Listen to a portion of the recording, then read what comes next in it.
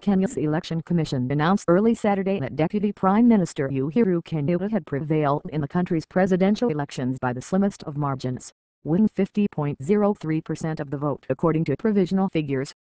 Diplomats were worried they might have to weaken ties with the East African nation if Kenyatta is elected because he faces charges of crimes against humanity in the International Criminal Court at The Hague. The result will almost certainly be challenged in the courts by his opponent, the Prime Minister Raila Odinga. The ballot went off relatively smoothly on Monday, despite widespread fears of violence. 5 years ago, more than 1,200 people were killed and hundreds of thousands displaced over disputed polls, and Kenyatta is accused of organizing that violence. But, apart from a few coastal skirmishes, this time the elections were peaceful, winning praise from international observers. However, the count was marred by delays and technological breakdowns. The problems began almost immediately when thousands of electronic voter identification devices failed, forcing poll workers to use the slower method of printed lists.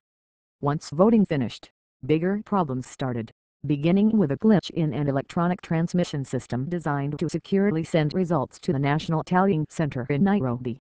The Independent Electoral and Boundaries Commission identified the problem as low disk space, which caused a slowdown in transmission, and declared the issue solved. But by Wednesday afternoon, only 40% of results were in, so IEBC chairperson, Ahmed Isaac Hassan, decided to scrap the whole apparatus and call the 291 constituency officers to Nairobi for a manual tally. That decision brought even more headaches. The electronic transmission was to be verified by the Manuel form, said Menez Kaya, founder of the Kenya Human Rights Commission. When you kill that off, the only record is the manual, and that was the whole problem the last election.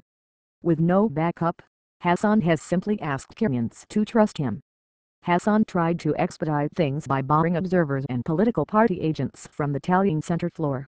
But that led Odinga's running mate, Kalonzo Musyoka, to demand an immediate halt to the doctored process. Another challenge came from the African Center for Open Governance Africa, which has filed a suit against the IEBC to stop tallying until all concerns were addressed. That case was thrown out, but further legal actions are expected. From the outset, Kenyatta had kept ahead, hovering around 50% of cast votes compared with Odinga's rough 43%. If Kenyatta had not broken through the 50% barrier, he would have faced a runoff next month. Kenyans hoped this vote would restore their nation's reputation as one of Africa's most stable democracies after the tribal slaughter that followed the disputed 2007 vote that Odinga said Mwai Kibaki stole from him. The test will be whether any challenges to the outcome are worked out in the courts of the newly reformed judiciary, and do not spill over into the streets, as they did in 2007.